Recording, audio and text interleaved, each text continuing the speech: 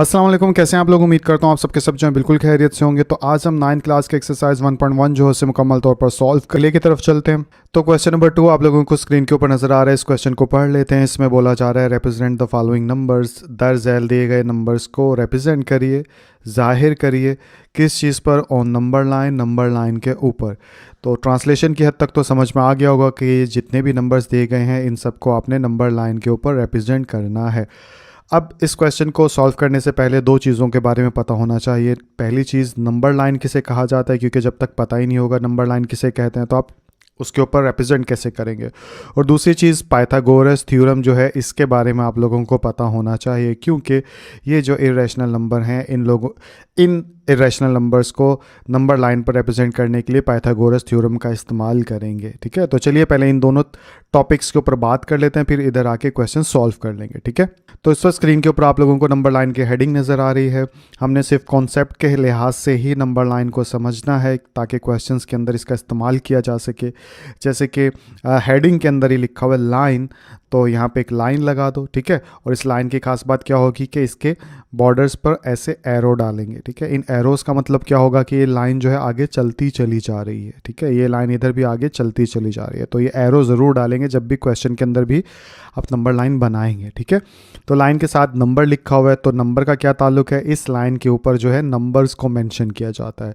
अब नंबर को मेंशन करने का एक ख़ास मखसूस तरीका होता है। तरीका क्या होता है कि लाइन के दरमियान में एक इस तरह के छोटे छोटे, यानी इस लाइन को डिवाइड किया जाता है इक्वली। ठीक है, यानी जितना डिस्टेंस ये रखा है इतना ही डिस्टेंस आगे रखेंगे, आगे भी फिर इतना ही डिस्टेंस रखेंगे। कैसे रखेंगे, स्केल की मदद से जब हम क्वेश्चन सॉल्व करेंगे तब मैं बता दूंगा। यहाँ पे सिर्फ आप समझिए नंबर लाइन कहते किसको हैं। ठीक है, तो नंबर लाइन एक ऐसी लाइन होती है जिसपे दरमियान में ज़ीरो होता है, फिर इक्वली डिस्टेंस पे एक और लाइन डाली जाती है, उधर हम 1 लिख देते हैं, फिर इक्वली डिस्टेंस पे एक लाइन डाली जाती है, उधर 2 लिख देंगे, फिर इक्वली डिस्टेंस पे आगे 3 आ जाएगा, फिर 4 आ जाएगा। इसी तरह इस एरो का मतलब आगे गिनती, ये काउंटिंग जो है चलती चली जा रही है। इसी तरह इसके लेफ़्ट साइड पे मूव करवाएंगे तो इक्वली डिस्टेंस पे यहाँ पे -1 लिख दीजिए, फिर इक्वली डिस्टेंस पे -2 डाल दीजिए, फिर इक्वली डिस्टेंस पे -3 डाल दीजिए, फिर आगे इसी तरह चलती चली जा रही है काउंटिंग। ठीक है, तो अब आपने यहाँ पर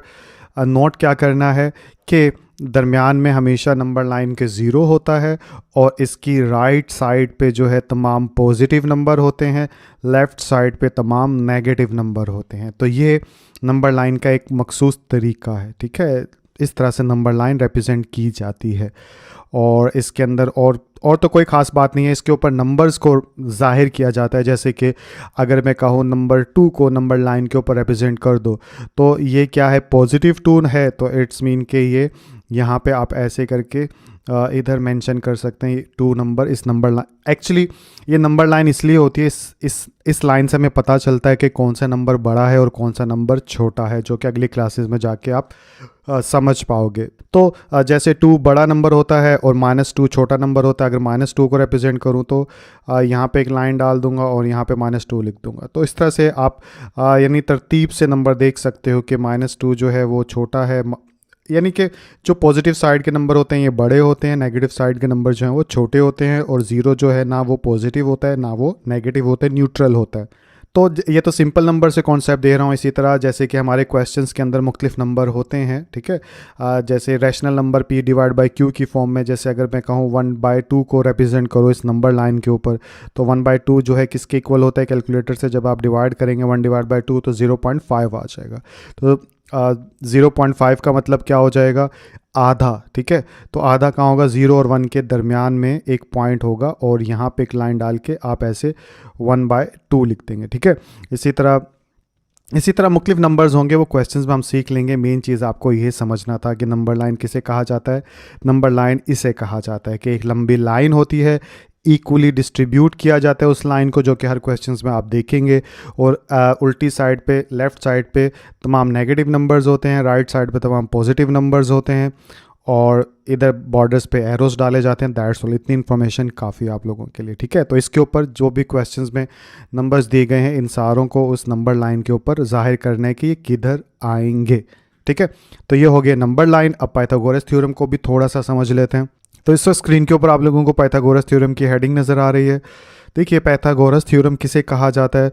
अगर हम एक राइट ट्रायंगल बनाएं कोई सी भी, जैसे राइट ट्रायंगल कौन सी होती है? एक ऐसी ट्रायंगल जिसमें एक साइड जो है वो 90 के एंगल की होती है, तो उसे राइट ट्रायंगल कहा जाता है। एक मैथमेटिशियन से उसने एक बात डिस्कवर की, वो ये कि राइट ट्रायंगल में जो सबसे बड़ी साइड होती है, राइट ट्रायंगल की सबसे बड़ी साइड कौन सी है? ये वाली साइड होती है, ठीक है। इस साइड को इस साइड का जब स्क्वायर लिया गया, जैसे कि अगर इस साइड को मैं नाम दे दूं, वैसे इसका एक नाम होता है हाइपोटेनस, ठीक है, तो मुख्तसर HYP लिख लेता हूं। इस साइड को हाइपोटेनस कहा जाता है, इस नीचे वाली साइड को बेस कहा जाता है, इस वाली साइड को परपेंडिकुलर कहा जाता है, ठीक है। तो PER ही लिख देता हूँ, हम सिर्फ बात समझेंगे, बार बार कह रहा हूँ। तो आज से 2000 साल पहले एक मैथमेटिशियन ने ये बात डिस्कवर की कि राइट ट्रायंगल में जो सबसे बड़ी साइड है, उस साइड का अगर हम स्क्वायर लें, जैसे कि यहाँ पे मैं हाइपोटेनस का स्क्वायर लूँ, तो वो स्क्वायर जो है बराबर होता है बाकी दो साइड्स के स्क्वायर के सम के, जैसे कि बेस का स्क्वायर और परपेंडिकुलर। यानी परपेंडिकुलर कौन सी साइड है? ये वाली साइड होती है, ठीक है, और बेस जो होती है वो ये वाली साइड होती है। तो कहना मैं ये चाहता हूँ कि उसने क्या बात डिस्कवर की कि जो राइट ट्रायंगल की सबसे बड़ी साइड होती है, जिसे हाइपोटेनस कहा जाता है, उस का स्क्वायर जो होता है बाकी जो दोनों साइड होती हैं, जिसमें से एक बेस कहलाती है और दूसरी जो है परपेंडिकुलर कहलाती है, मुख्तसर PER लिख देता हूँ, और उसका स्क्वायर के सम के इक्वल होता है, ठीक है। अब इसका फ़ायदा क्या है? अब ये हमारे पास एक फार्मूला बन गया, ठीक है। इसको मैं मिटा देता हूँ एक बार, ताकि ये बात समझा सकूँ मैं आपको। देखिए, अगर इसको मैं C का नाम दे दूं, इसको मैं इस साइड को A का नाम दे दूं, इस साइड को चलो B का नाम दे देता हूं, ठीक है। तो कहना क्या चाहता हूं कि C का स्क्वायर बराबर होता है किसके? A का स्क्वायर प्लस B का स्क्वायर। इस पाइथागोरस थ्योरम का फ़ायदा ये हुआ कि अगर हमारे पास कोई सी दो साइड हैं, जैसे कि इसकी वैल्यू दी गई है, इसकी वैल्यू दी गई है, तो हम इन दोनों साइड्स की जो लेंथ है उसको इस्तेमाल करते हुए इस तीसरी साइड की लंबाई मालूम कर सकते हैं, ठीक है। दोबारा से बताता हूँ मैं क्या बात कह रहा हूँ। मैं यहाँ पे इसको मिटा देता हूँ ABC को, ताकि आप ये बात अच्छे से समझ सको। आसान सी बात है। देखिए, पाइथागोरस थ्योरम हमें ये बताता है कि अगर आपके पास ये वाली साइड की लंबाई मौजूद है, अगर ये वाली साइड की लंबाई मौजूद है और इसकी लंबाई हमारे पास नहीं है, तो आप पाइथागोरस थ्योरम को इस्तेमाल करते हुए इसकी लंबाई मालूम कर लोगे, ठीक है। ठीक इसी तरह अगर हमारे पास इसकी लंबाई मौजूद है, इसकी लंबाई मौजूद है और इसकी हमें मालूम करनी है, तो फिर भी आप इस पाइथागोरस थ्योरम की मदद से जो है वो ये वाली साइड की लंबाई मालूम कर लोगे। तो सीखा आपने क्या कि पाइथागोरस थ्योरम की मदद से राइट ट्रायंगल में कोई सी दो साइड की लंबाई की मदद से तीसरी मालूम कर लेते हैं। तो पाइथागोरस थ्योरम का कॉन्सेप्ट ये होता है, और जो पाइथागोरस थ्योरम की इक्वेशन बनती है वो ये वाली बनती है, ठीक है। जैसे कि अगर मैं ये बोल रहा हूँ आपको कि अगर हमारे पास बेस दे दिया गया 2 हो, ठीक है, अगर यहाँ की वैल्यू 2 हो, परपेंडिकुलर अगर यहाँ की वैल्यू मैं 3 कर देता हूँ, ठीक है, और ये हमने मालूम करनी है, तो यहाँ पे 3 कर दिया, ठीक है। तो अब आपने हाइपोटेनस मालूम करना है ना, तो हाइपोटेनस जो है वो कितना हो जाएगा वो आप ऐसे मालूम कर लोगे। तो 2 to the 4 + 3 3 the 9, ठीक है। यहाँ पे HYP हाइपोटेनस को शॉर्ट फॉर्म में लिखते हैं, 9 10 11 12 13, ठीक है। और यहाँ पे HYP हाइपोटेनस का स्क्वायर, ठीक है। अब मैं इधर भी स्क्वायर रूट ले लेता हूँ, इधर भी स्क्वायर रूट ले लेता हूँ, ये इससे ख़त्म। तो HYP हाइपोटेनस की जो लंबाई है वो कितनी आ गई? √13। तो इस तरह से आपने मालूम कर ली। ठीक इसी तरह आपको अगर ये दो वैल्यू दी गई होती, ठीक है, एक बार ही थोड़ा वक्त लगा लेते हैं लेकिन बात को अच्छे से समझने की कोशिश करते हैं, ठीक है। जैसे कि लाइन भी मिट गई, इधर लाइन डालते हैं।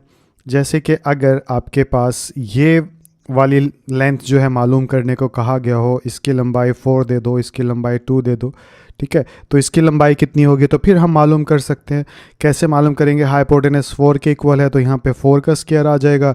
बेस हमने मालूम करनी है, तो बेस को वैसे का वैसा लिख लो, और परपेंडिकुलर हमारे पास 2 है, तो 2 इसके नीचे स्क्वायर की सूरत में लिख दो। 4 4 दा कितना हो गया? 16। बेस का स्क्वायर जो है वैसे का वैसा रहा, और ये स्क्वायर है, ठीक है। रफ थोड़ा जल्दी करने की कोशिश करूँ। 2 to the 4, 4 इधर प्लस हो रहा है, जब इक्वेशन के दूसरी साइड पे आएगा तो माइनस की वैल्यू हो जाएगी, तो 16 - 4 हो जाएगा, और यहाँ पे बेस का स्क्वायर हो गया, और यहाँ पे आ जाएगा 12, और यहाँ पे आ जाएगा बेस का स्क्वायर, ठीक है। अब इधर भी स्क्वायर रूट ले लो, इधर भी ले लो, तो पीछे हमारे पास जो वैल्यू आ गई वो क्या आ गई कि बेस जो है उसकी लेंथ कितनी हुई, स्क्वायर रूट 12, ठीक है। तो इस तरह से हमने मालूम कर ली, क्योंकि ये इससे स्क्वायर रूट से कैंसिल हो जाता है। तो इस तरह से आई होप कि आप लोग समझ पा रहे होंगे पाइथागोरस थ्योरम क्या करता है। तो हम ठीक इस कॉन्सेप्ट को ही इस्तेमाल करेंगे नंबर लाइन के ऊपर, किस चीज़ को मालूम करने के लिए, स्क्वायर रूट 2 और स्क्वायर रूट 3। और एक एग्जांपल है आपके पास, स्क्वायर रूट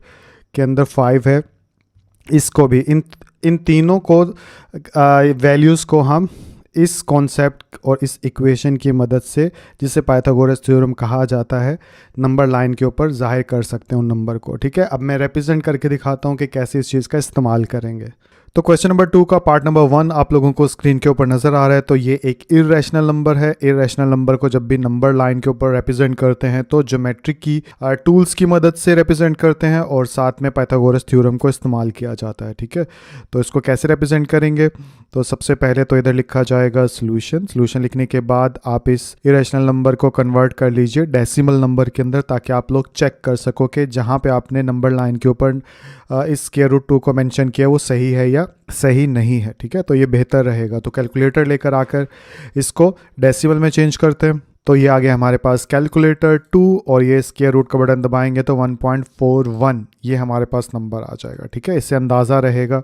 अब अगर समझ में नहीं आ रहा तो परेशान मत होइए, जैसे जैसे क्वेश्चन में आगे बढ़ेंगे तो आपको सारे सवालों का जवाब मिल जाएगा, ठीक है। तो स्क्वायर रूट 2 जो है डेसिमल में इसके अंदर आता है आंसर, ठीक है।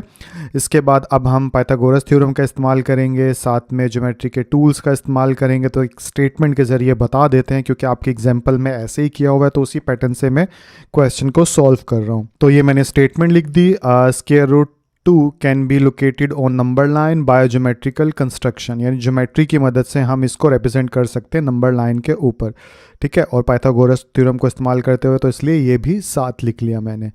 अब हम कैसे रिप्रेजेंट करेंगे, देखिए इस क्वेश्चन को हम 2 हिस्सों में कन्वर्ट करेंगे। कैसे, सबसे पहले मैं रफली आपको फिगर बना के दिखाऊंगा कि कैसे साथ साथ हम ज्योमेट्रिक कंस्ट्रक्शन लिखेंगे और साथ साथ मैं फिगर बना के दिखा दूंगा। जब फिगर आपको समझ में आ जाएगी, हर चीज़ समझ में आ जाएगी, फिर मैं आपको प्रॉपर ज्योमेट्री के टूल्स की मदद से फिगर बना दूंगा, ठीक है।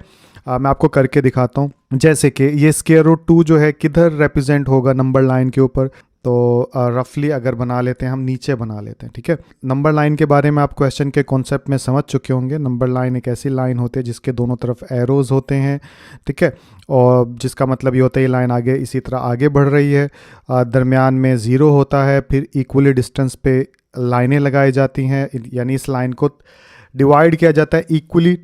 तो यहाँ पे 1 आ गया तो बराबर डिस्टेंस पे 2 आ जाएगा, फिर बराबर डिस्टेंस पे 3 आ जाएगा, इधर -1 आ जाएगा, इधर -2 आ जाएगा, इधर -3।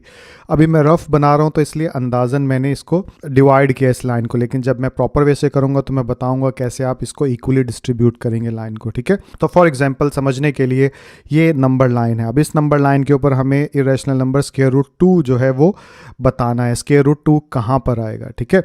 तो उस चीज़ के लिए हमने इसको कैलकुलेटर से डिवाइड करके देख लिया, कैलकुलेटर पे सॉल्व करके देख लिया 1.41।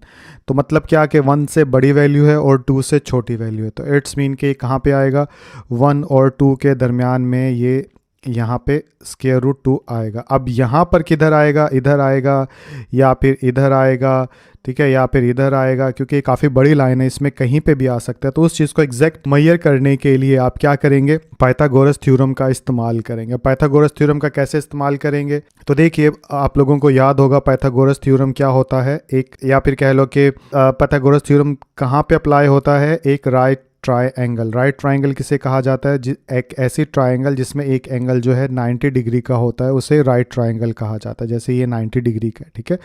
तो पाइथागोरस थ्योरम से कैसे पता चलेगा, बात हम ये कर रहे थे। ट्राइंगल की 3 साइड होती हैं, जो सबसे बड़ी साइड होती है उसको हाइपोटेनस बोला जाता है, और एक साइड फिर ये बची और एक ये बची। इनमें से एक का नाम आप बेस रख सकते हो, चाहे तो इसका नाम बेस रख दो, चाहे इसका नाम बेस रख दो, उससे फ़र्क नहीं पड़ेगा। लेकिन एक का नाम आपने बेस रखा है तो दूसरे का परपेंडिकुलर रखेंगे, तो परपेंडिकुलर को शॉर्ट में PER से लिख देता हूँ। तो अब मैं ये बोल रहा था जैसे 3 साइड होती हैं, बेस, परपेंडिकुलर, हाइपोटेनस। तो अगर मैं बेस जो है ट्राइंगल की 1 रखूँ और परपेंडिकुलर जो है वो भी 1 रखूं तो हाइपोटेनस मेरे पास आ जाएगा स्क्वायर रूट 2 के।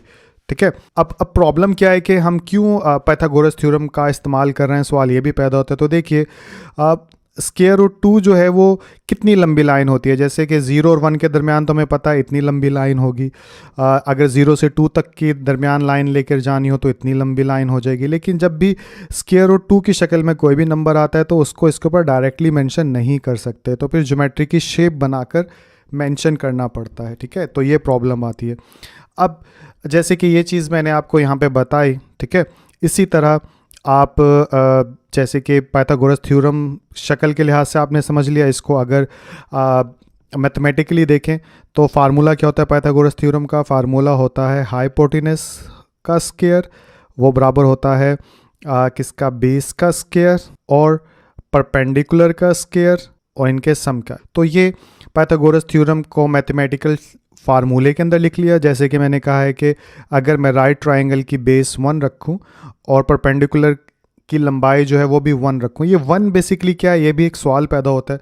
तो 1 जो है वो इस नंबर लाइन के ऊपर डिस्टेंस है, जैसे 0 से 1 तक का डिस्टेंस जो है वो 1 यूनिट कहलाता है। तो 1 बेसिकली ये यूनिट है। ठीक है, यानी इसकी लंबाई 1 अगर रखी है तो 1 का मतलब यहाँ पे क्या है कि इतनी लंबाई होगी। अगर मैं 2 यूनिट रख दूंगा, ठीक है, लंबाई, तो कितनी हो जाएगी, यहाँ से यहाँ तक हो जाएगी। तो वो बेस 1 का मतलब क्या है कि डिस्टेंस यहाँ से यहाँ तक। ठीक है, और आप फिगर बनाना 0 से शुरू करेंगे। ठीक है, तो 1 ये हो गया। परपेंडिकुलर कितना है, अभी मैं फिगर आपको बना के दिखाऊंगा, रफली समझा रहा हूँ। तो परपेंडिकुलर का मतलब क्या, 90 का एंगल। तो 90 का एंगल हमेशा सीधा होता है। हम जब फिगर बनाएंगे तो डी की मदद से इसको बना लेंगे। तो फॉर एग्जांपल इसकी लंबाई 1 है, जितनी लंबाई ये है इतनी ही लंबाई फॉर एग्जांपल यहाँ पे आ जाएगी। ठीक है, तो ये भी लंबाई 1 हो गई। अब इन दोनों को आपस में मिलाऊंगा तो मेरे पास कितना आ जाएगा, स्क्वायर रूट 2। अब ये चीज़ कैसे पता चली, वो चीज़ यहाँ पे हम डिस्कस कर रहे हैं। अगर बेस 1 रखेंगे, परपेंडिकुलर 1 रखेंगे और यहाँ पे हाइपोटेनस होल का स्क्वायर होगा तो 1 और 1 कितना हो जाएगा, 2।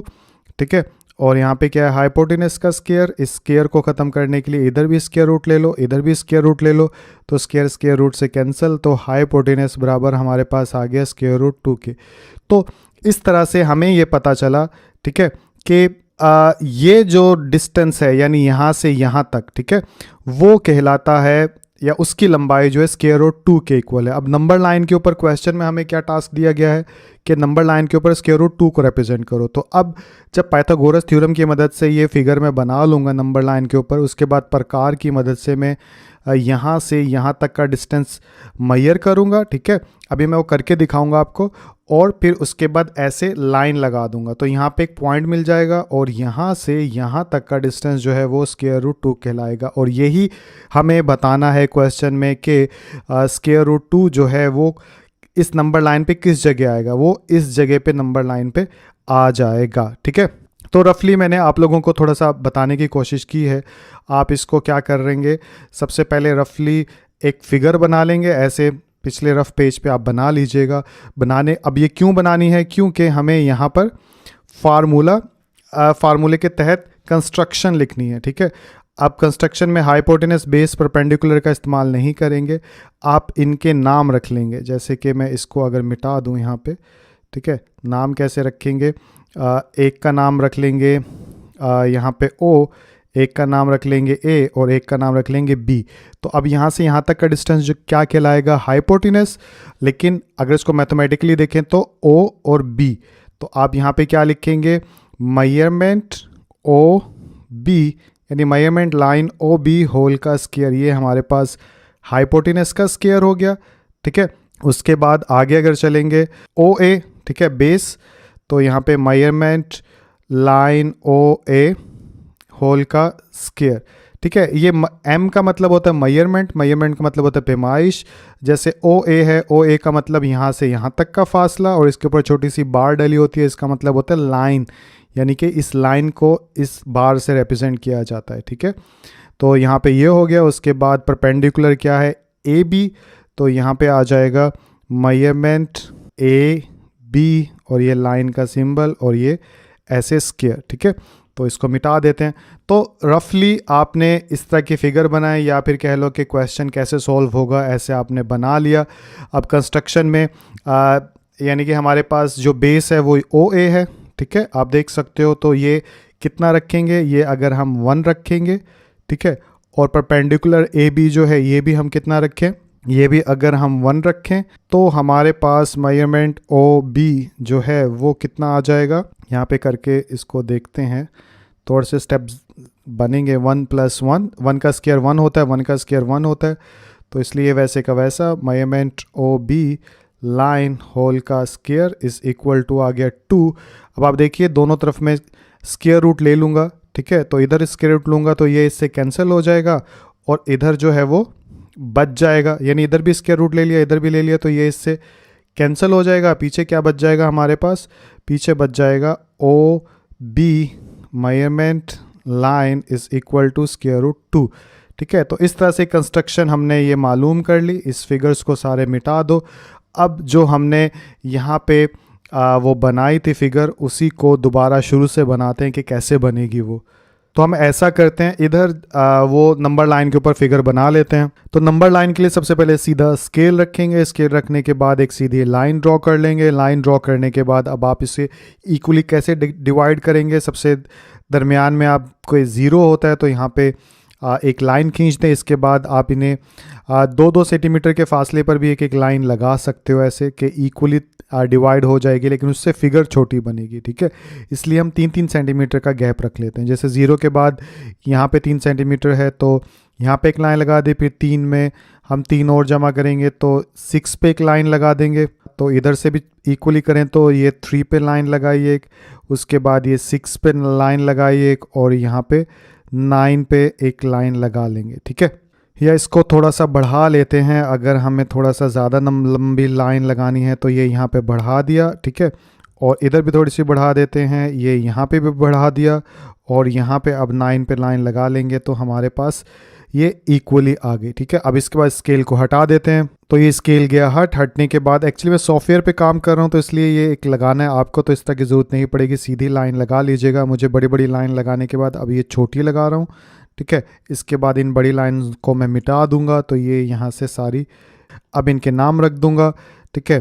तो 3, 2, 1, 0, -1, -2 और -3, ठीक है। फॉर एग्जांपल ये हमारे पास जो है एक नंबर लाइन आ गई है, ठीक है। तो आप देख लीजिए इक्वली ऐसे डिस्ट्रीब्यूट करेंगे। अब इक्वली डिस्ट्रीब्यूट करने के बाद हम क्या करेंगे, 0 से फिगर बनाना शुरू करेंगे। तो आप यहाँ पे फिगर में देखेंगे तो ओ ए हमारे पास, यानी कि वो फिगर मैंने मिटा दी, ठीक है, आपके तो रफ पेज पे मौजूद होगी।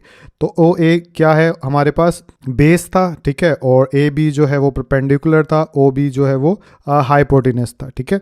तो बेस 1 रखनी है, परपेंडिकुलर 1 रखना है। तो इसके लिए हम क्या करेंगे, मैं ऐसा करता हूँ, इसको थोड़ा नीट करके बना लेता हूँ और फिर फिगर बनाता हूँ। तो ये नीट करके मैंने दोबारा से नंबर लाइन बना ली है, ठीक है। तो अब आप फिगर बनाएंगे तो 0 और 1 के दरमियान जो है 1 यूनिट की एक लाइन ड्रॉ करेंगे। तो मैं ऐसा करता हूँ, रेड कलर से एक लाइन ड्रॉ कर देता हूँ। तो ये 0 और 1 के दरमियान मैंने एक लाइन ड्रॉ कर दी। आप रेड कलर इस्तेमाल नहीं करेंगे, मैं आपके लिए इसलिए कर रहा हूँ रेड कलर, ताकि आप लोगों को वाज़ेह समझा सकूँ। आप एक ही कलर से कर दीजिएगा, या ब्लू कलर इस्तेमाल करने की मेरे ख्याल से इजाज़त होती है, उसको इस्तेमाल कर लीजिएगा, ठीक है। लेकिन मेरा मेन मकसद आपको समझाना है।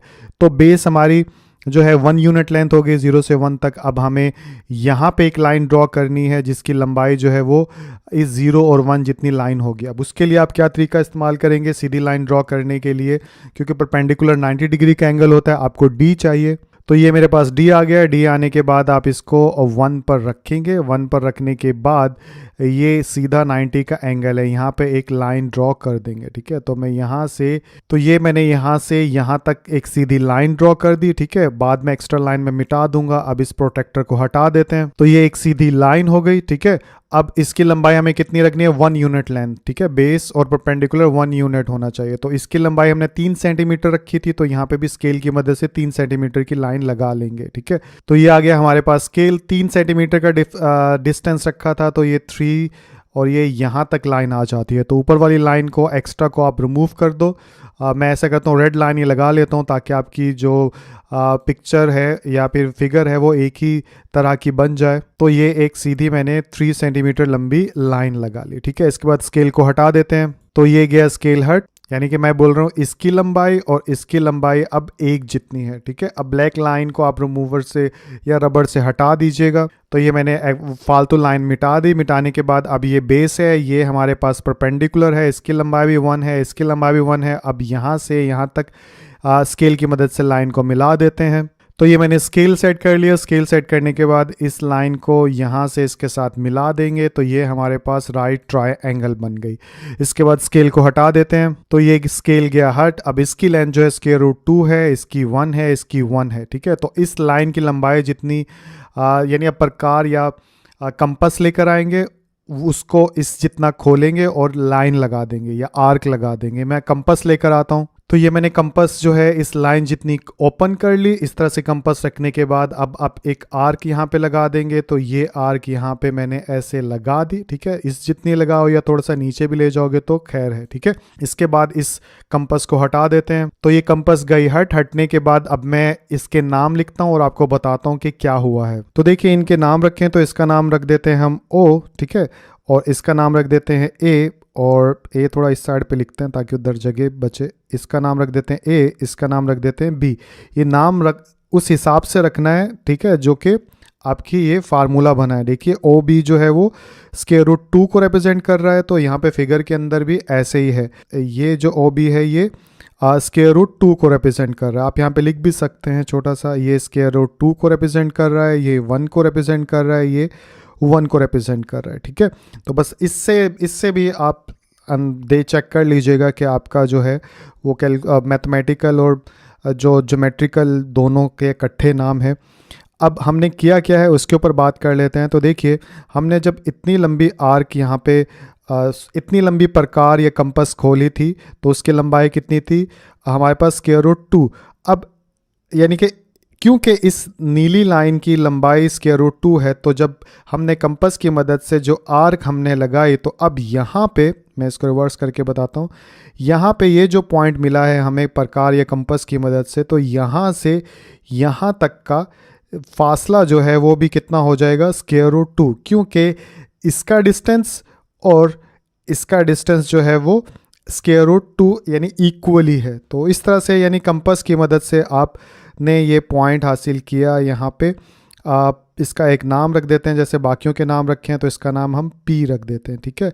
और ये P जो है √2 को रिप्रेजेंट कर रहा है। तो अब मुख्तलिफ तरीके होते हैं रिप्रेजेंट करने के। √2 आप ऐसे भी लिख सकते हो, आप जो है यहाँ पे इधर से इधर तक का डिस्टेंस जो है √2 ऐसे भी रिप्रेजेंट कर सकते हो। तो वो अपने टीचर्स को फॉलो कर लीजिएगा। मेरा मेन मकसद आपको समझाना था कि ये पिक्चर बनी कैसे है। और इसके बाद जो है आप यहाँ पे क्या लिखेंगे, कंक्लूजन लिख देंगे, ठीक है। इस पिक्चर को थोड़ा ऊपर कर लेते हैं। तो यस ये ऊपर हो गई। अब जो है यहाँ पे कंक्लूजन क्या आ जाएगा, यहाँ पे कंक्लूजन आप ऐसे लिख सकते हैं सो, ठीक है। लाइन कौन सी, O से P तक का फासला जो है वो √2 है, ठीक है। तो आप यहाँ पे मेंशन कर दें measurement OP, measurement line OP is equal to √2। ये हमारे पास फाइनली कंक्लूजन आ गया है, ठीक है। उसके बाद एक और बात, आपने ये लाइन जो है ब्लैक कलर से लगानी है। शायद मैंने दरमियान में भी बताया होगा, ये रेड कलर अलाउ नहीं होता। सिर्फ मैं आपको समझाने के पॉइंट ऑफ व्यू से रेड कलर इस्तेमाल यहाँ पे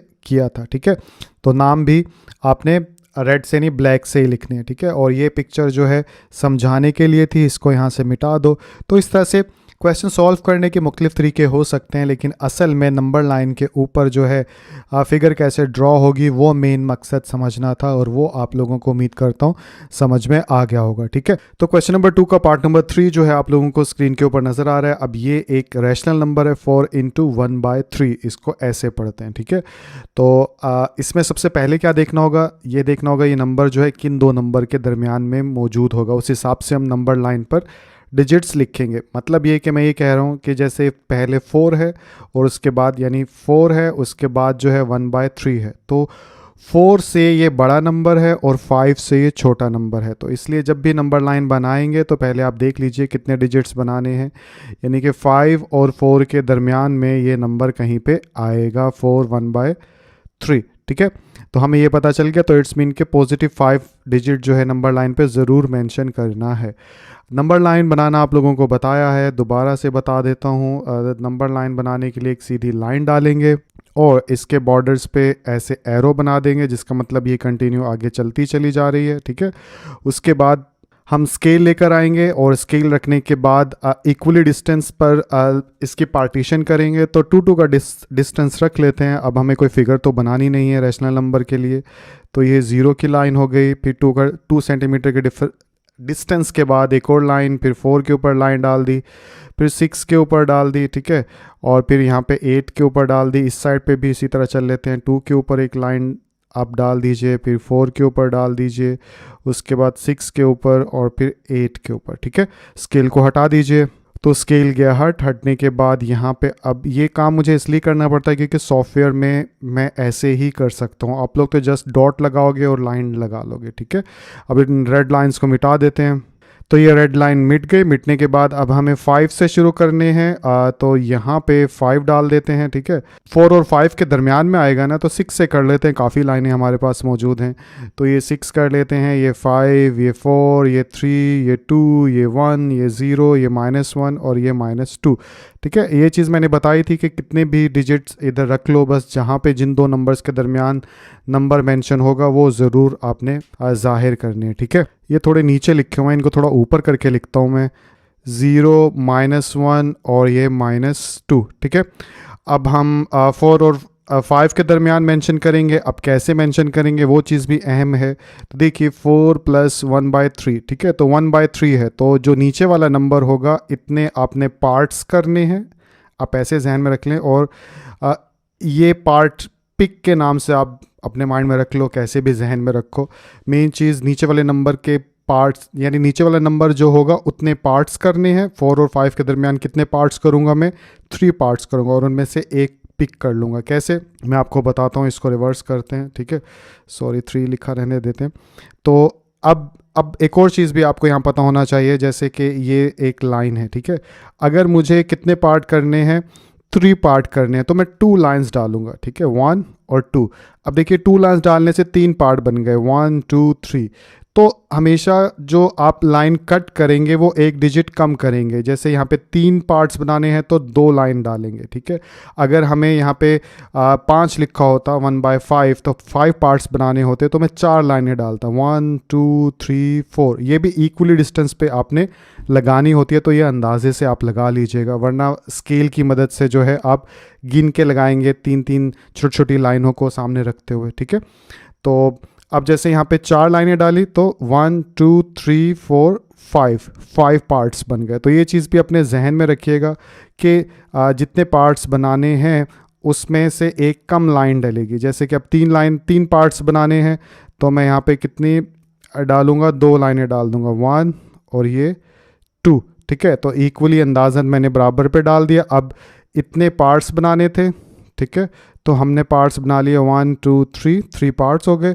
उसमें से 1 पार्ट को जो है, यानी जो ऊपर नंबर होगा उसके अकॉर्डिंग पिक करेंगे। तो 1 पार्ट तो पॉजिटिव नंबर है, इधर से इधर की तरफ बढ़ रहे हैं, ठीक है, 0। तो आप ऐसे नहीं कि इधर से काउंट करना शुरू कर दिया। जैसे जो चीज़ समझ में नहीं आ रही अगले क्वेश्चंस में आपको समझ में आएगी। मैं ये बोलना चाह रहा हूँ, जैसे ऊपर 1 है तो आप इधर से काउंट नहीं करेंगे, आप हमेशा देखेंगे नंबर किधर से आ रहा है। 0 इधर है तो पॉजिटिव नंबर इधर की तरफ आ रहे हैं, तो यहाँ से काउंट करना शुरू करेंगे। तो ये पहला पार्ट यहाँ पे आ जाएगा। तो इसी के ऊपर एक डॉट डाल दो या एक सीधी लाइन लगा दो, वो आपकी मर्ज़ी है, जिस तरह भी आप मेंशन करना चाहें। मैं आपके आंसर में देखता हूँ किस तरह से मेंशन है। यस, ऐसे एरो ही बनाया हुआ है उन्होंने, तो हम भी एरो ही बना देते हैं, ठीक है। तो ये एक सीधी लाइन, इसको हटा ही देते हैं। तो ये पहले पार्ट पे आपने सीधी लाइन डाली और यहाँ पे एक तीर का निशान बना दिया या एरो बना दिया, और यहाँ पे आप लिख देंगे 4 × 1/3। तो इस तरह से आपने नंबर लाइन पे हर नंबर को, जो भी रैशनल नंबर है, लाइन बनाइए, देखिए कहाँ पे आएगा, उसके बाद पार्ट्स बनाइए और ऊपर वाले नोमिनेटर को देखते हुए आप पिक कर लीजिए कि किस पार्ट पे। जैसे कि 1 था तो ये पहले हिस्से पर ही मैंने ऊपर की तरफ एरो बना दिया। ठीक है, उम्मीद करता हूँ समझ में आ गया। अगर नहीं भी आया तो अगले पार्ट्स में आप लोग उम्मीद करता हूँ समझ जाओगे। ठीक है, तो पार्ट नंबर 4 आप लोगों को स्क्रीन के ऊपर नज़र आ रहा है 2 इंटू 1/7 और ये माइनस का नंबर है, तो किन दो नंबर्स के दरमियान में ये आएगा। ठीक है, तो जैसे कि माइनस का नंबर है तो 0, 0 के बाद आता है -1, अभी रफ बना रहा हूँ मैं, बताता हूँ, और ये -3। ठीक है, तो नंबर 2 से बड़ा है। ठीक है, तो 2 + 1/7 यानी 2 से बड़ा है और 3 से छोटा है।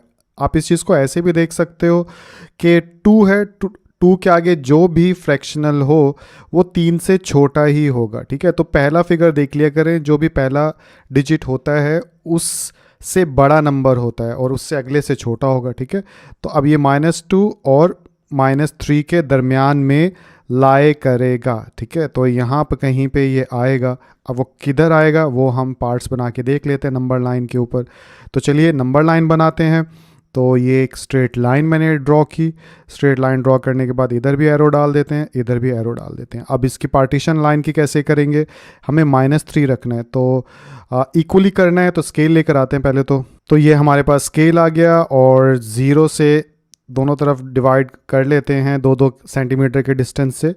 तो ये 2 हो गया, ये 4 हो गया हमारे पास, बल्कि 3-3 सेंटीमीटर से भी कर लेंगे तो हमारा काम हो जाएगा पार्टीशन करने में, क्योंकि यहाँ पे 7 है तो 7 पार्ट्स बनाने हैं। ठीक है, तो थोड़े लंबी स्पेस रखते हैं। तो 3 ये हो गए, 3 के बाद 3 ये हो गए, 6। ठीक है, उसके बाद इस साइड पे चलते हैं, तो ये 3 का डिस्टेंस से इधर आ गया और ये 6 है तो इधर, और ये 6 के बाद 9 इधर आ रहा है। ठीक है, तो स्केल को हटा देते हैं। तो स्केल गया हटने के बाद अब छोटी लाइंस डालनी होगी, तो एक इधर डाली, एक इधर, एक इसके नीचे, तो सबके नीचे स्मॉल लाइंस डाली। उसके बाद रेड लाइंस को मिटा देते हैं। तो ये रेड लाइंस मैंने मिटा दी। मिटाने के बाद अब नंबर लाइन पे नंबर्स -3, तो -4 से कर लेते हैं, -4, -3, -2, -1, 0 और 1। ठीक है, तो क्योंकि नेगेटिव नंबर्स के दरमियान में मौजूद है तो इसलिए नेगेटिव के नंबर्स मैंने ज़्यादा कर लिए। ठीक है, तो नंबर कहाँ आएगा, -3 और -2 के दरमियान। अब हम क्या करेंगे, यहाँ पे 2 के बाद 1/7 है, तो नीचे वाला नंबर जो है उतने क्या करने होते हैं, पार्ट्स करने होते हैं। तो 7 पार्ट्स करने के लिए 6 लाइन डालनी पड़ेंगी। ठीक है, तो 6 लाइन स्केल की मदद से इक्वली डाल लीजिएगा, या फिर अंदाजे से बराबर बराबर डाल लें, उससे भी काम चल जाता है, लेकिन प्रॉपर वे जो है स्केल की मदद से होता है। 1 2 3 4 5 6। ठीक है, तो ये 6 लाइंस मैंने डाली और 7 पार्ट्स बन गए होंगे। अब 1 2 3 4 5 6 7। ठीक है, तो 7 पार्ट्स बन गए। ये पार्ट्स वाली चीज़ जो है मैंने पिछले पार्ट नंबर 3 के अंदर अच्छे से बताई है। जो बच्चे नहीं समझ पा रहे तो पार्ट नंबर 3 को जाके देख लीजिए। सीधी सी बात है कि जितने पार्ट्स बनाने होते हैं उससे एक कम लाइनें डालनी होती हैं, तो फिर पार्ट्स बन जाते हैं। तो अब पार्ट्स हमने 7 बना लिए। उसके बाद पहले पार्ट को पिक करना है इधर से भी, तो अब नेगेटिव नंबर जो है 0 से इस साइड पे शुरू होते हैं, तो अब हम इधर से पहला जो पार्ट है उसको पिक करेंगे। तो ये हमारे पास आ गया पहला पार्ट। इसके ऊपर चाहे डॉट डाल के मेंशन करो, चाहे सीधा ऊपर की तरफ एरो बना दो, जिस तरह से भी कर लो। तो ये वो लोकेशन है हमारे पास जो नंबर दिया गया है, -2 इंटू 1/7 की। ठीक है, तो इस तरह से ये नंबर जो है वो नंबर लाइन के ऊपर शो हो गया। ठीक है, तो चलिए अगले की तरफ चलते हैं।